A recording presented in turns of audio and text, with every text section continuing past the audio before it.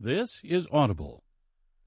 And I looked, and behold, a pale horse, and his name that sat upon him was Death, and hell followed with him, and power was given unto them over the fourth part of the earth, to kill with sword, and with hunger, and with the beasts of the earth. Book of Revelation, chapter 6, verse 8. There have been many related sequential coincidences all throughout my life, incidents that by themselves would have led nowhere. Statistically, the odds against the same or a related sequence of events happening to one individual are astronomically high. It is this series of incidents that have convinced me that God has had a hand in my life. I do not believe in fate. I do not believe in accidents. I cannot and will not accept the theory that long sequences of unrelated accidents determine world events. It is inconceivable that those with power and wealth would not band together with a common bond, a common interest, and a long-range plan to decide and direct the future of the world. For those with the resources to do otherwise would be totally irresponsible. I know that I would be the first to organize a conspiracy to control the outcome of the future if I were such a person and a conspiracy did not yet exist. I would do it in an attempt to ensure the survival of the principles in which I believe, the survival of my family, my survival, and the survival of the human race, if for no other reason. I believe, therefore, that a grand game of chess is being played on a level that we can barely imagine, and we are the pawns. Pawns are valuable only under certain circumstances, and are frequently sacrificed to gain an advantage. Anyone who has studied military strategy is familiar with the concept of sacrifice. Those who have seriously studied history have probably discovered the real reason we go to war on a regularly scheduled basis. My research has shown, at this point, that the future laid out for us may be just about impossible to change. I do not agree with the means by which the powerful few have chosen for us to reach the end. I do not agree that the end is where we should end at all. But unless we can wake the people from their sleep, nothing short of civil war will stop the planned outcome. I base that statement not on defeatism, but on the apathy of the majority of the American people. 25 years ago, I would have believed otherwise, but 25 years ago, I was also sound asleep. We have been taught lies. Reality is not at all what we perceive it to be. We cannot survive any longer by hanging on to the falsehoods of the past. Reality must be discerned at all costs if we are to be a part of the future. Truth must prevail in all instances, no matter who it hurts or helps, if we are to continue to live upon this earth. At this point, what we want may no longer matter. It is what we must do to ensure our survival that counts. The old way is in the certain process of destruction, and a new world order is beating down the door. I fear for the little ones, the innocents, who are already paying for our mistakes. There exists a great army of occupationally orphaned children. They are attending government-controlled daycare centers. There are latchkey kids who are running wild in the streets, and the lopsided, emotionally wounded children of single welfare mothers, born only for the sake of more money in the monthly check. Open your eyes and look at them, for they are the future. In them I see the sure and certain destruction of this once proud nation. In their vacant eyes, I see the death of freedom. They carry with them a great emptiness, and someone will surely pay a great price for their suffering. If we do not act in concert with each other and ensure that the future becomes what we need it to be, then we will surely deserve whatever fate awaits us. I believe with all my heart that God put me in places and in positions throughout my life so that I would be able to deliver this warning to His people.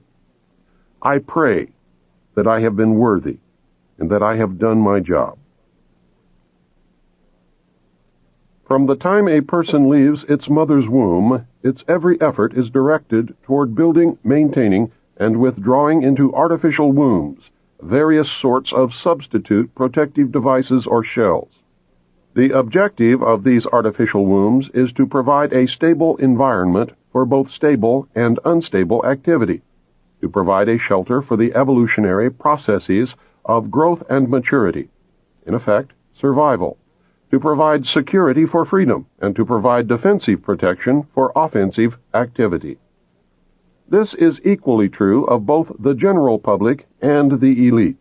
However, there is a definite difference in the way each of these classes go about the solution of problems. The primary reason why the individual citizens of a country create a political structure is a subconscious wish or desire to perpetuate their own dependency relationship of childhood.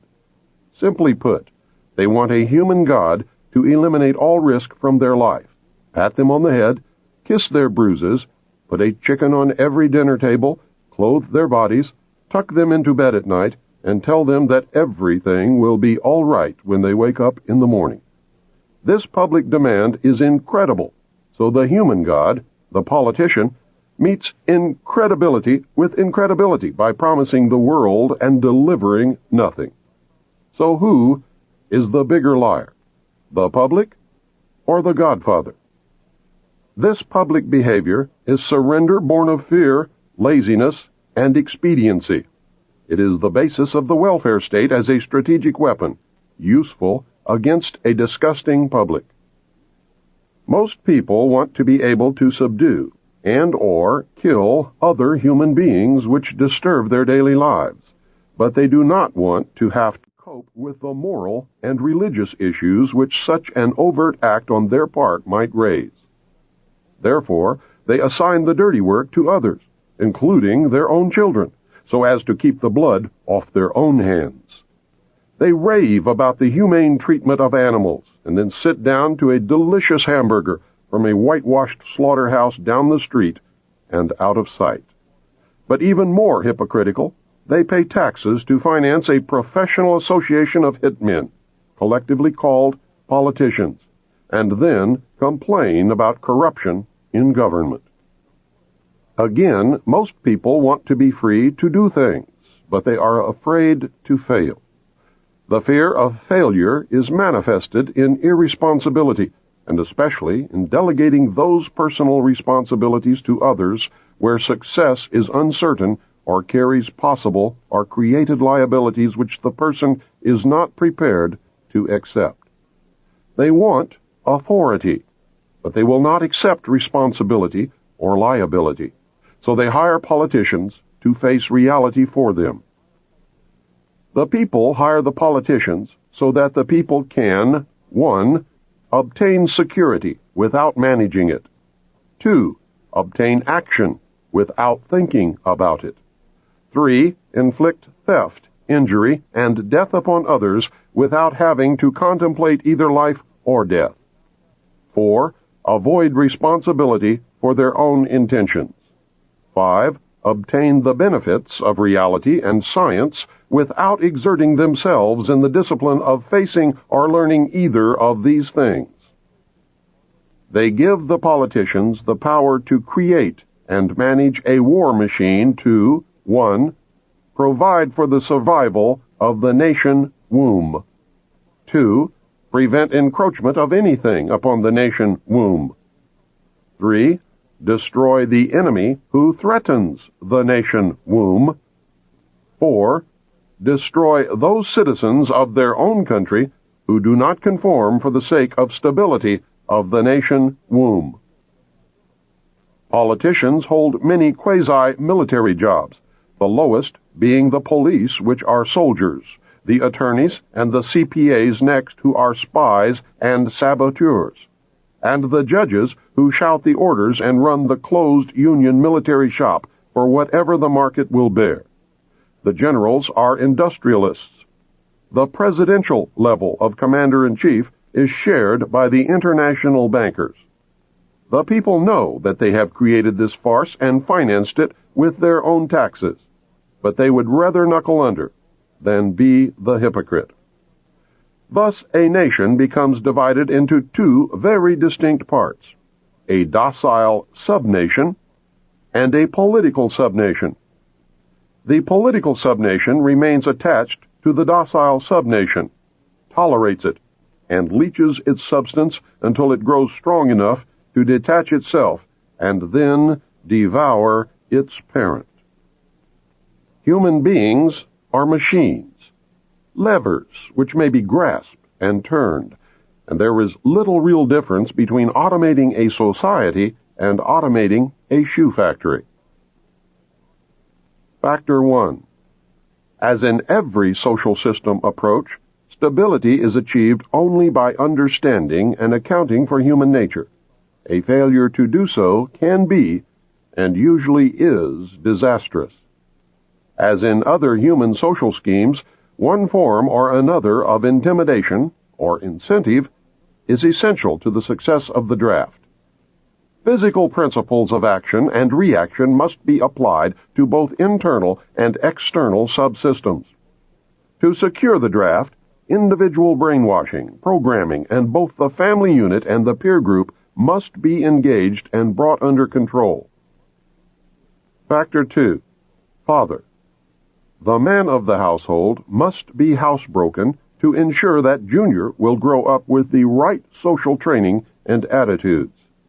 The advertising media, etc., are engaged to see to it that father-to-be is compliant before or by the time he is married. He is taught that he either conforms to the social notch cut out for him or his sex life will be hobbled and his tender companionship will be zero. He is made to see that women demand security more than logical, principled, or honorable behavior. By the time his son must go to war, father, with jelly for a backbone, will slam a gun into Junior's hand before father will risk the censure of his peers or make a hypocrite of himself by crossing the investment he has in his own personal opinion or self-esteem. Junior will go to war, or father will be embarrassed. So Junior will go to war, the true purpose notwithstanding. Factor 3. Mother. The female element of human society is ruled by emotion first and logic second. In the battle between logic and imagination, imagination always wins. Fantasy prevails. Maternal instinct dominates, so that the child comes first and the future comes second. A woman with a newborn baby is too starry-eyed to see a wealthy man's cannon fodder or a cheap source of slave labor. A woman must, however, be conditioned to accept the transition to reality when it comes, or sooner. As the transition becomes more difficult to manage, the family unit must be carefully disintegrated, and state-controlled public education and state-operated child care centers must become more common and legally enforced so as to begin the detachment of the child from the mother and father at an earlier age. Inoculation of behavioral drugs can speed the transition for the child. Factor 4. Junior. The emotional pressure for self-preservation during the time of war and the self-serving attitude of the common herd that have an option to avoid the battlefield is all of the pressure finally necessary to propel Johnny off to war. Their quiet blackmailings of him are the threats: no sacrifice, no friends, no glory, no girlfriend. Factor 5. Sister. And what about Junior's sister? She is given all the good things of life by her father and taught to expect the same from her future husband regardless of the price. Factor 6. Cattle. Those who will not use their brains are no better off than those who have no brains.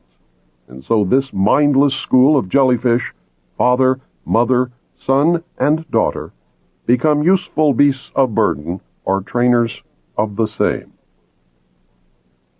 So now you know. You can see every step that the elite have taken in their war to control this once great nation. You can see the steps that will be taken in the future.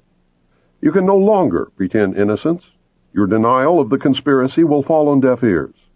This tape is part of the education that will give Americans the weapons needed in the coming months and years of hardship as the New World Order struggles to be born. Truths cannot be negated or shrugged away. The message is this: you must accept that you have been cattle, and the ultimate consequence of being cattle, which is slavery, or you must prepare to fight, and if necessary die to preserve your God-given right to freedom. History is replete with whispers of secret societies, accounts of elders or priests who guarded the forbidden knowledge of ancient peoples, prominent men meeting in secret who directed the course of civilization are recorded in the writings of all people. The oldest is the Brotherhood of the Snake, also called the Brotherhood of the Dragon, and it still exists under many different names. The Brotherhood of the Snake is devoted to guarding the secrets of the ages and to the recognition of Lucifer as the one and only true God. If you do not believe in God, Lucifer, or Satan, you must understand that there are great masses of people who do.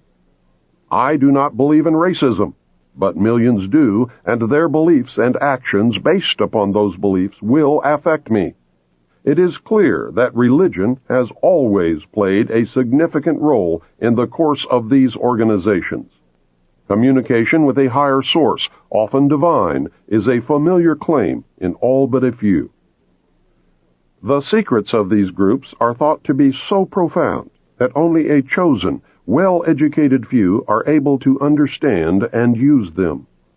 These men use their special knowledge for the benefit of all mankind. At least, that is what they claim. But how are we to know, since their knowledge and actions have been secret? Fortunately, some of it has become public knowledge. Secret societies mirror many facets of ordinary life. There is always an exclusivity of membership, with the resultant importance attached to being or becoming a member. This is found in all human endeavors, even those which are not secret, such as football teams or country clubs. This exclusivity of membership is actually one of the secret society's most powerful weapons. There is the use of signs, passwords, and other tools. These have always performed valuable functions in man's organizations everywhere. The stated reason, almost always different from the real reason for the society's existence, is important. It can be anything, but is usually fraternal and is found in all pressure groups wherever people congregate. The most potent tool of any secret society is the ritual and myth surrounding initiation. These special binding ceremonies have very deep meaning for the participants. Initiation performs several functions which make up the heart and soul of any true secret society. Like boot camp, the initiation into the armed forces, important aspects of human thought that are universally compelling are merged to train and maintain the efforts of a group of people to operate in a certain direction. Initiation bonds the members together in mysticism. Neophytes gain knowledge of a secret, giving them special status. The ancient meaning of neophyte is planted anew or reborn. A higher initiation is, in reality, a promotion inspiring loyalty and the desire to move up to the next rung. The goals of the society are reinforced, causing the initiated to act toward those goals in everyday life. That brings about a change in the political and social action of the member. The change is always in the best interest of the goals of the leaders of the secret society. The leaders are called adepts.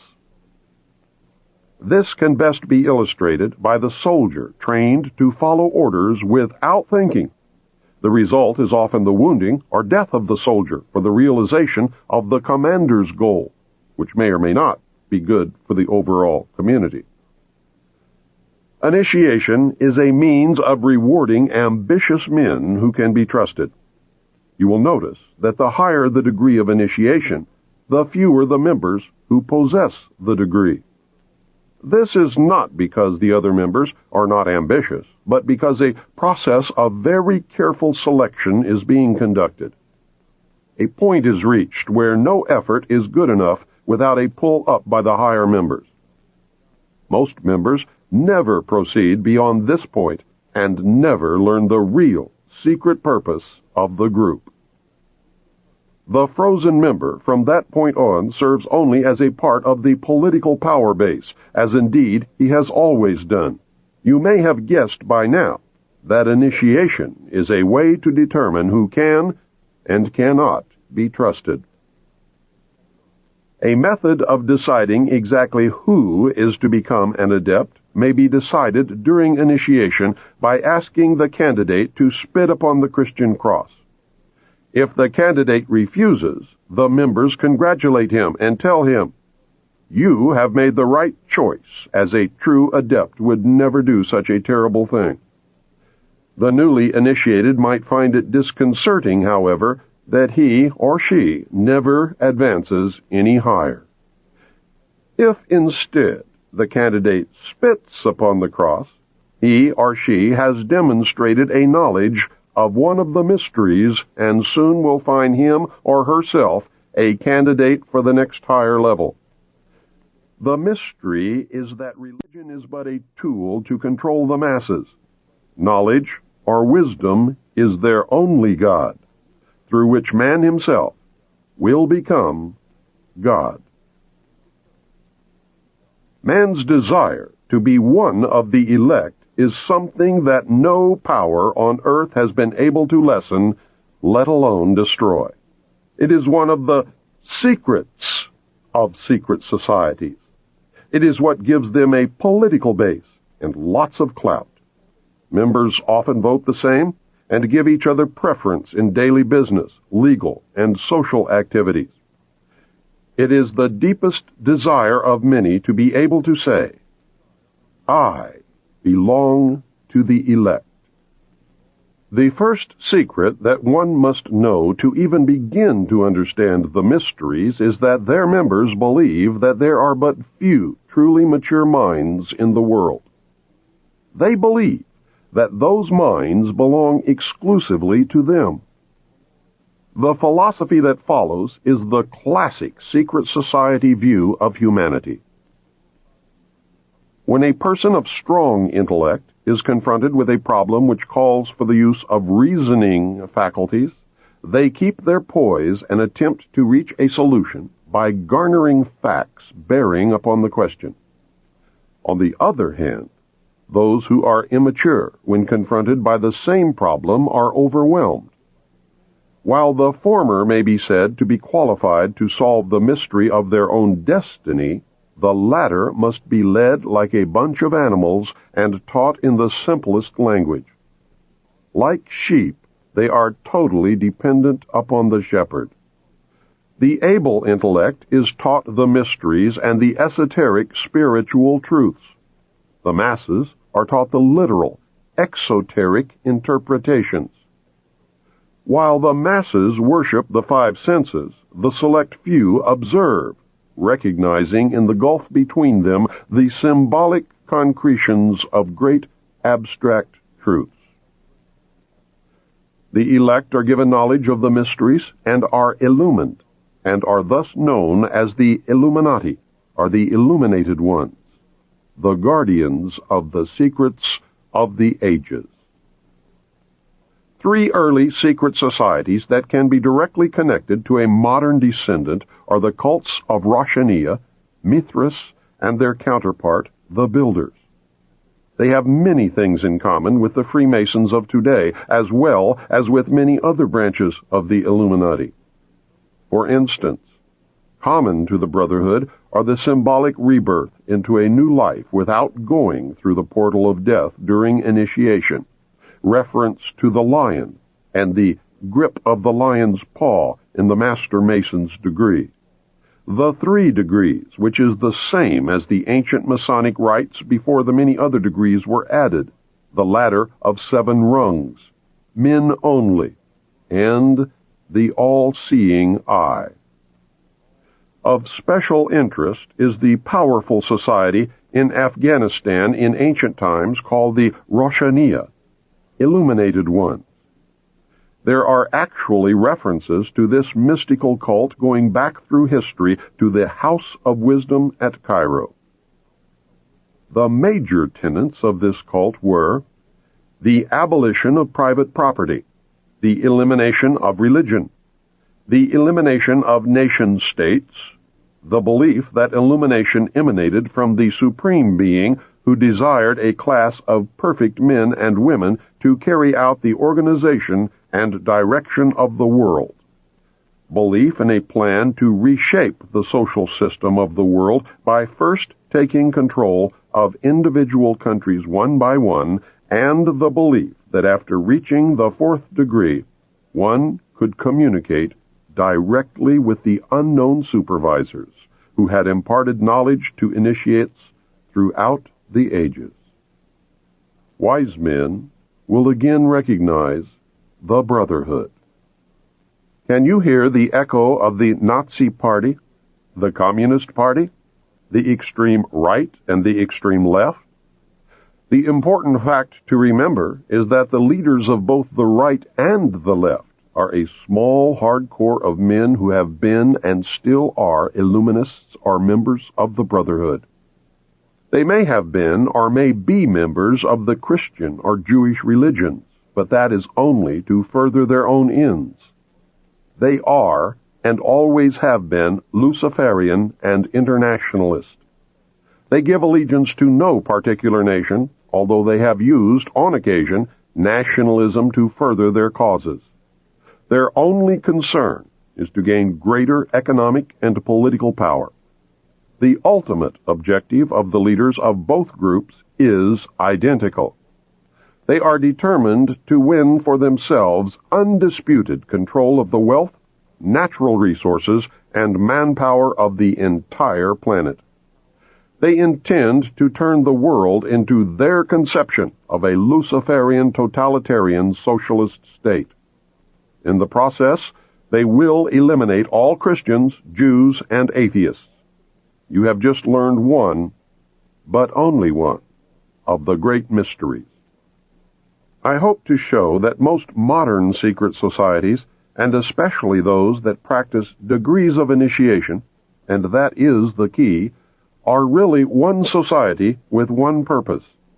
You may call them whatever you wish: the Order of the Quest, the Jason Society, the Roshaniya, the Kabbalah, the Knights Templar, the Knights of Malta, the Knights of Columbus, the Jesuits, the Masons, the ancient and mystical order of Rosicruci, the Illuminati, the Nazi Party, the Communist Party, the executive members of the Council on Foreign Relations, the Group, the Brotherhood of the Dragon, the Rosicrucians, the Royal Institute of International Affairs, the Trilateral Commission, the Bilderberg Group, the Open Friendly Secret Society of the Vatican, the Russell Trust, the Skull and Bones, the Scroll and Key, the Order. They are all the same, and all work toward the same ultimate goal: a new world order. Many of them, however, disagree on exactly who will rule this new world order, and that is what causes them to sometimes pull in opposite directions while nevertheless proceeding toward the same goal. The Trilateral Commission is an elite group of some 300 very prominent business, political, and intellectual decision-makers of Western Europe, North America, and Japan. This enterprise is a private agency that works to build up political and economic cooperation among the three regions. Its grand design, which it no longer hides, is a new world order. A key to the danger presented by the Trilateral Commission is its seminal piece, written for them by Harvard professor Samuel P. Huntington in the mid-70s. In the paper, Professor Huntington recommended that democracy and economic development be discarded as outdated ideas. He wrote the following as co-author of the book Crises in Democracy. We have come to recognize that there are potential desirable limits to economic growth. There are also potentially desirable limits to the indefinite extension of political democracy. A government which lacks authority will have little ability short of cataclysmic crises to impose on its people the sacrifices which may be necessary. Look at the Council on Foreign Relations. Many members, in fact the majority, never serve on the executive committees. They never go through any initiation of any kind. They are, in fact, the power base, and are used to gain a consensus of opinion. The majority are not really members, but are made to feel as if they are. In reality, they are being used, and are unwilling or unable to understand. The Executive Committee is an inner core of intimate associates, members of a secret society called the Order of the Quest, also known as the Jason Society, devoted to a common purpose. The members are an outer circle on whom the inner core acts by personal persuasion, patronage, and social pressure. That is how they bought Henry Kissinger. Rockefeller gave Kissinger a grant of $50,000 in the early 50s, a fortune in those days, and made dear old Henry a member of the CFR.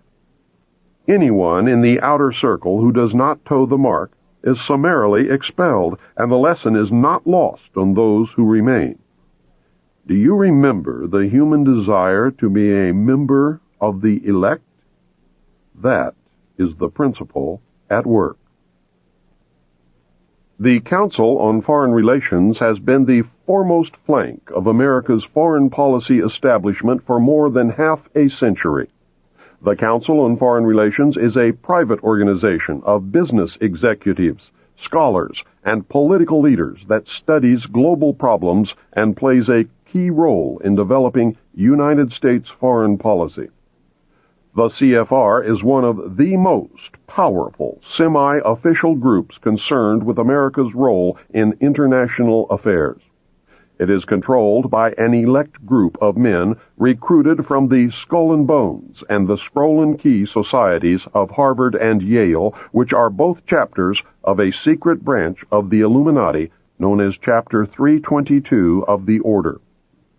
The members of the Order make up the Executive Committee of the Council on Foreign Relations after undergoing initiation into the Order of the Quest, also known as the Jason Society.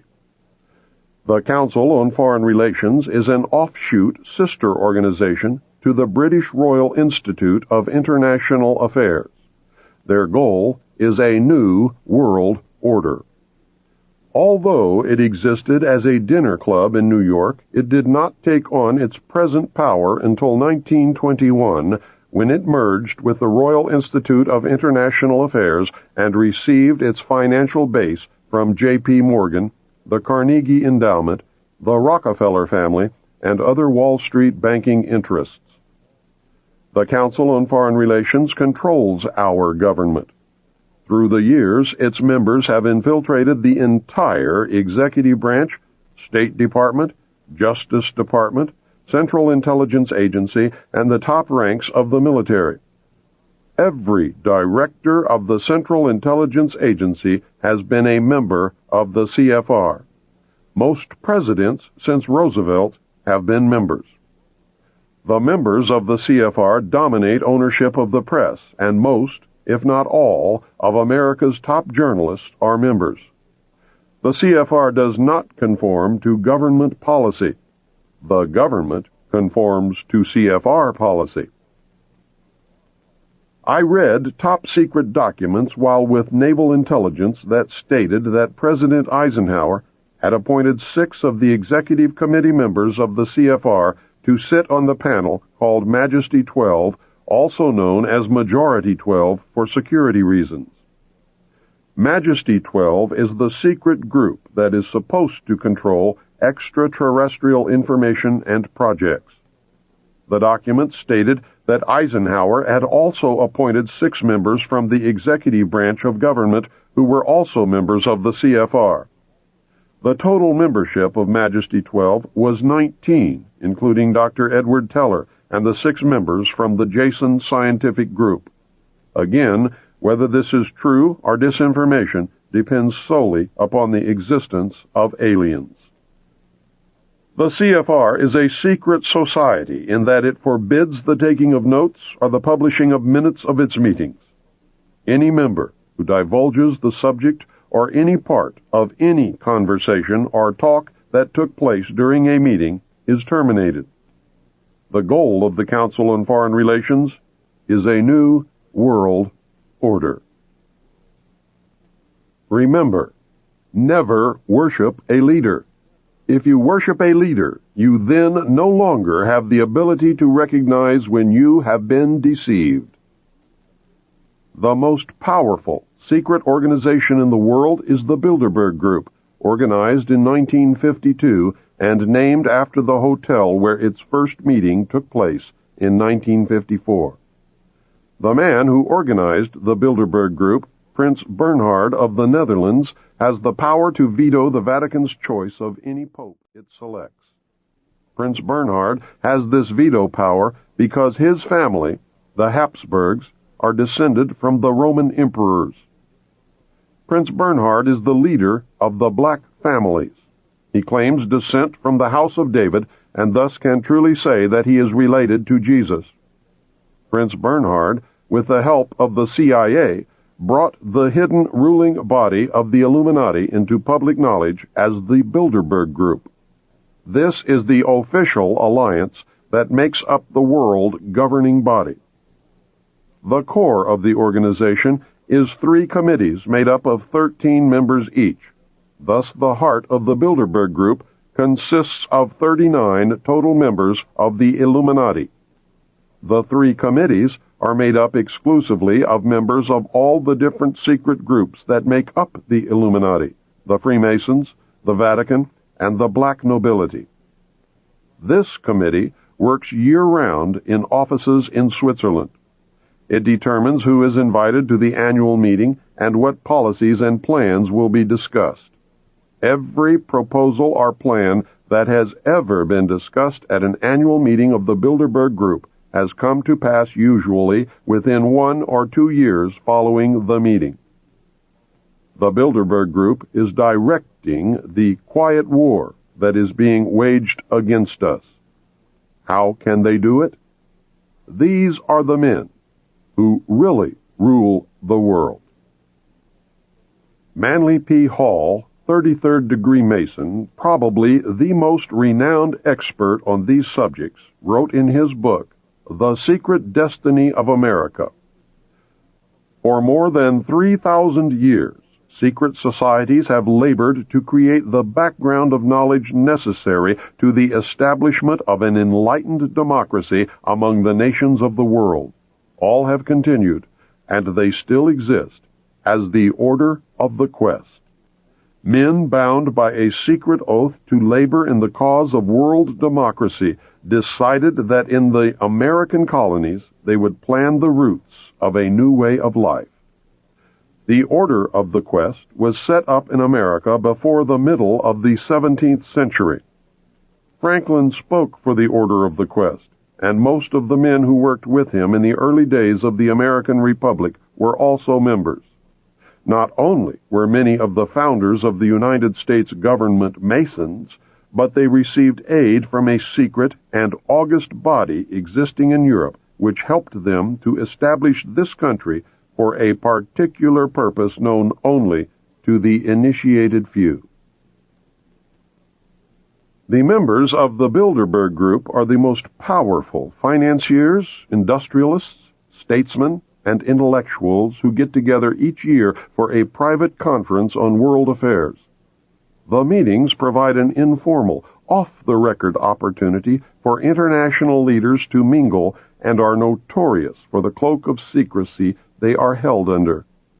The headquarters office is in The Hague in the Netherlands. The goal of the Bilderberg Group is a one-world, totalitarian socialist government and economic system. Take heed, as time is running short. You must understand that secrecy is wrong. The very fact that a meeting is secret tells me that something is going on that I would not approve. Do not ever believe that grown men meet on a regular basis just to put on fancy robes, hold candles, and glad-hand each other. George Bush, when he was initiated into the Skull and Bones, did not lie naked in a coffin with a ribbon tied around his genitalia and yell out the details of all his sexual experiences because it was fun. He had much to gain by accepting initiation into the order, as you can now see. These men meet for important reasons, and their meetings are secret because what goes on during the meetings would not be approved by the community. The very fact that something is secret means there is something to hide. John Robison wrote Proofs of a Conspiracy in 1798, and I believe he said it best in the following passage.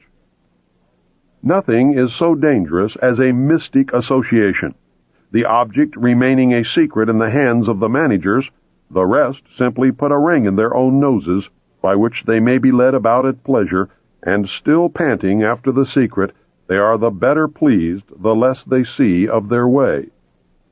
A mystical object enables the leader to shift his ground as he pleases, and to accommodate himself to every current fashion or prejudice.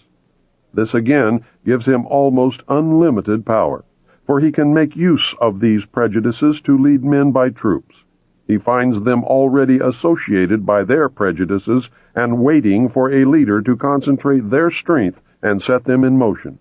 And when once great bodies of men are set in motion, with a creature of their fancy for a guide, even the engineer himself cannot say, "Thus far shalt thou go, and no farther." Is the common man really as stupid as the elite seem to believe?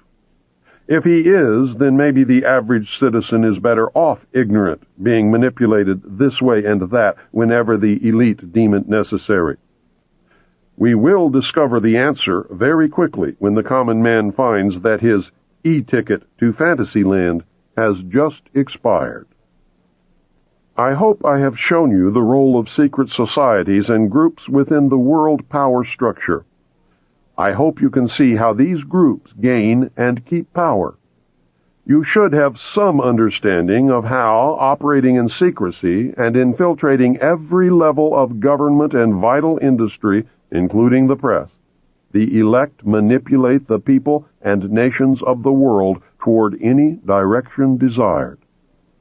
I hope you caught on to the fact that the secret power structure is toward a totalitarian socialist state or fascism. It is not the Nazis, as they were a product of this power structure. It is not the Jews, although some very wealthy Jews are involved. It is not the communists, as they fit the same category as the Nazis. It is not the bankers, but they do play an important role. I also hope that you are beginning to look inside yourself to see if their reality fits. Are you getting the message? When our forefathers wrote the Constitution of these United States, they provided safeguards against despotism by providing a balance of power. The Constitution was set up to provide clear divisions of legislative, judicial, and executive powers. It was believed that this system would ensure that if one branch got out of hand, the other two would act to keep the one in check.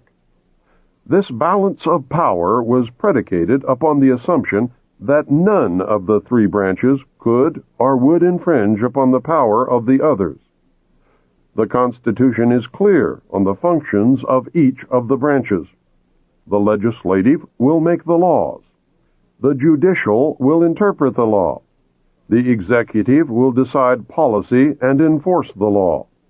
This, of course, is the simplest of explanations, but this is not a textbook on government. My intent is to acquaint you with simple basics of the balance of power so that you can then understand how it has been subverted. The legislature, made up of Congress in the form of the House and Senate, is required to publish the laws that are made, and this is done in the Congressional Record and the Federal Register. Pending or past legislation can be obtained by citizens through their congressmen or from the government printing office. Citizens cannot be held responsible for the law if it is not made available to them.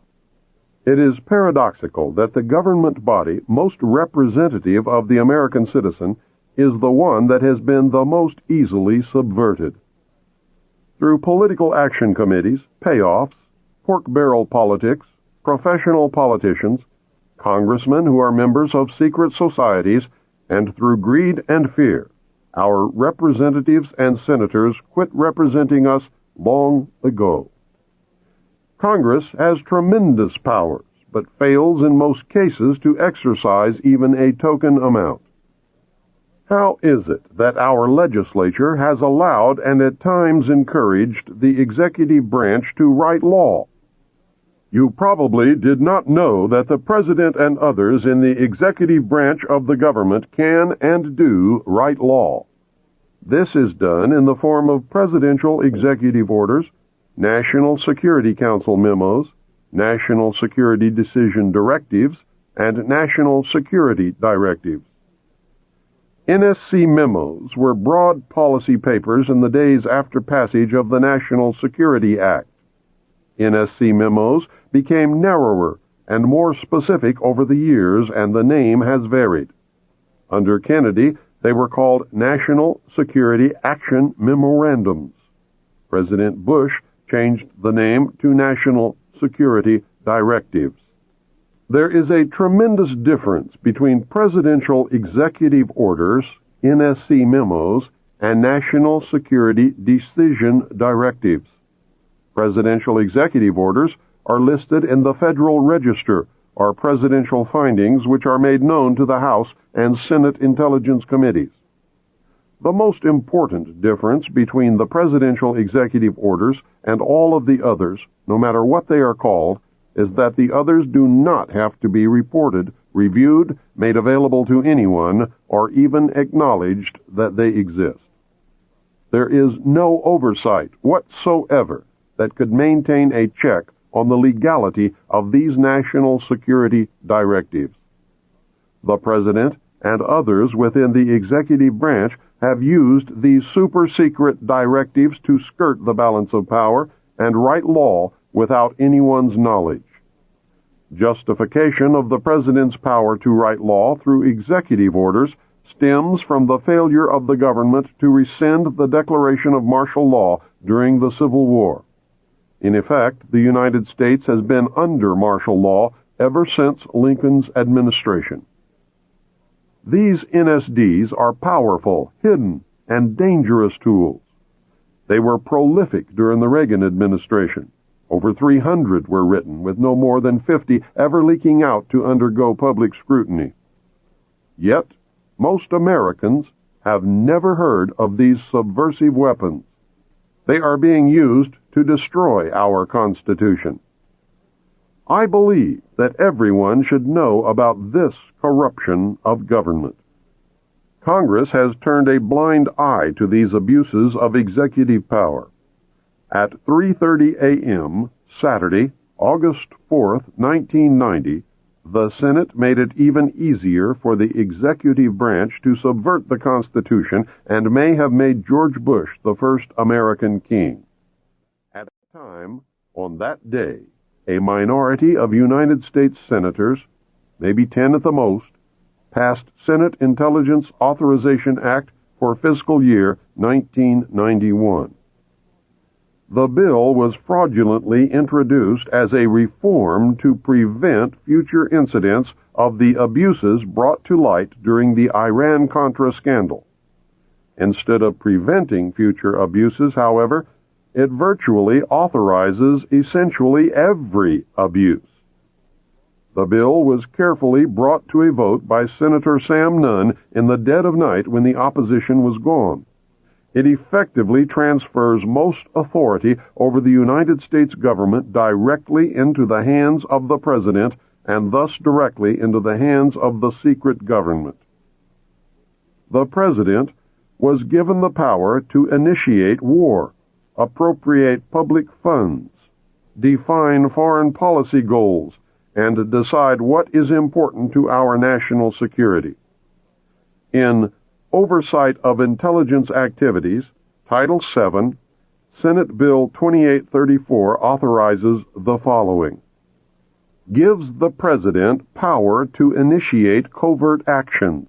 This has never before been given to the President. Prevents Congress from stopping the President's initiation of covert actions. Allows the President to use any federal departments, agencies, or entities to operate or finance a covert operation. Empowers the President to use any other nation or private contractor or person to fund or operate a covert action. Redefines covert actions as operations necessary to support foreign policy objectives of the United States, a definition that is so vague and broad as to be essentially unlimited. For the first time officially claims the right of the United States to secretly interfere in the internal, political, economic, or military affairs of other countries in direct and flagrant violation of international law. Requires that the President prepare and deliver a written finding to the intelligence committees of the Congress, but allows the President to omit extremely sensitive matters and authorizes the President to claim executive privilege if Congress asks too many questions.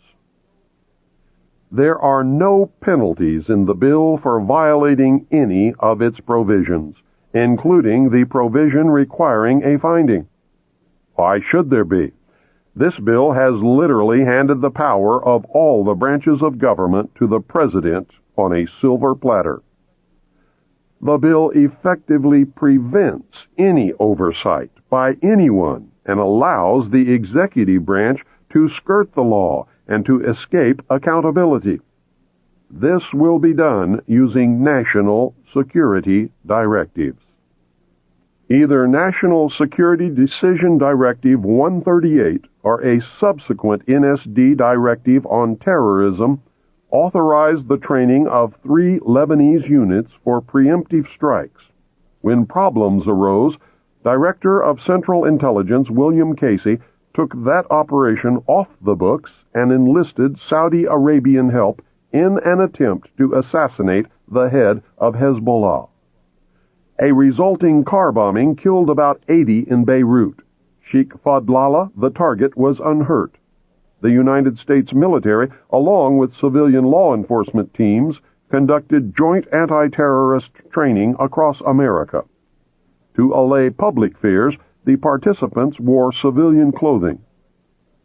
NSD directives have become the de facto legislative vehicle of the national security state. It has become known through the research of Susan Fitzgerald, a research consultant at the Fund for Constitutional Government in Washington who has collected declassified NSD directives, that many were released without the White House letterhead at the top of the page and without the President's signature at the bottom. This, she speculates, is to conceal the fact that the signatures on some of them would reveal that they had been made by AutoPen, not by Ronald Reagan's own hand. That should give you a taste of what we are up against.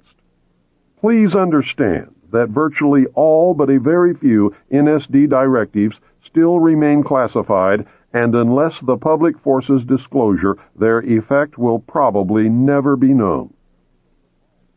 Somewhere within the volumes of secret NSD directives, there is a plan to suspend the Constitution of the United States of America.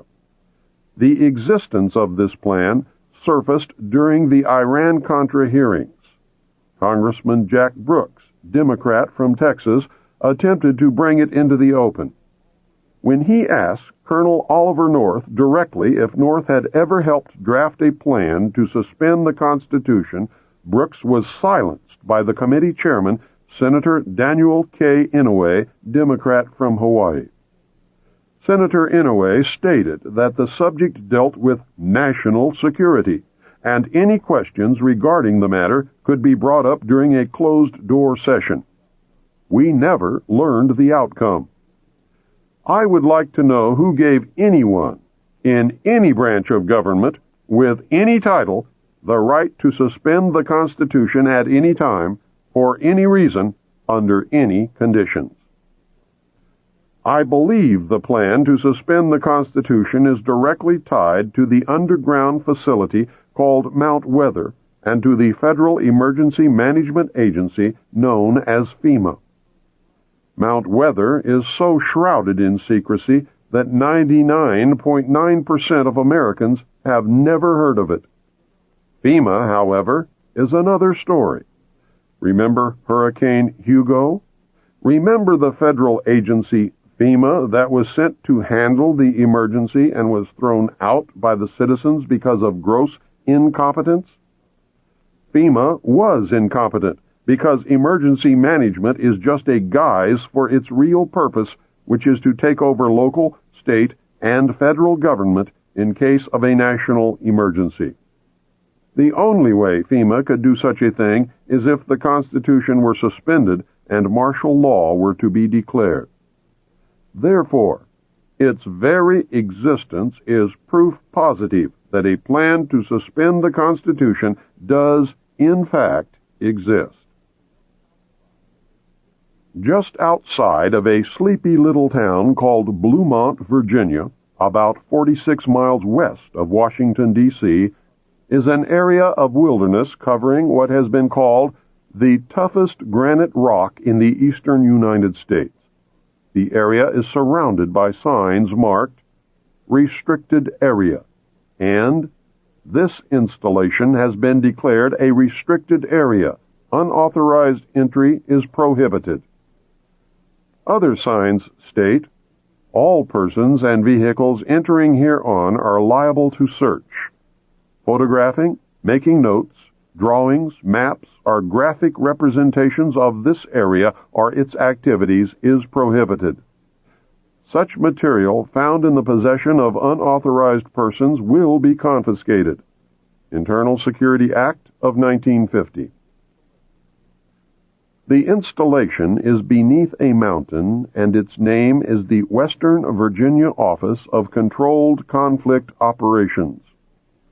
Its nickname is Mount Weather. It was ordered to be built by the Federal Civil Defense Administration, which is now the Federal Preparedness Agency. Mount Weather was designed in the early 50s as part of a civil defense program to house and protect the executive branch of the federal government. The official name was the Continuity of Government Program. Congress has repeatedly tried to discover the real purpose of Mount Weather, but so far has been unable to find out anything about this secret installation. Retired Air Force General Leslie W. Bray, director of the Federal Preparedness Agency, told the Senate Subcommittee on Constitutional Rights in September 1975, I am not at liberty to describe precisely what is the role and the mission and the capability that we have at Mount Weather or at any other precise location. In June 1975, Senator John Tunney, Democrat from California, chairman of the Subcommittee on Constitutional Rights, charged that Mount Weather held dossiers on at least 100,000 Americans. He later alleged that the Mount Weather computers described as the best in the world can obtain millions of pieces of additional information on the personal lives of American citizens simply by tapping the data stored at any of the other 96 federal relocation centers. I know from my stint with the Office of Naval Intelligence that these dossiers consist of information collected about American patriots, men and women who are most likely to resist the destruction of our Constitution.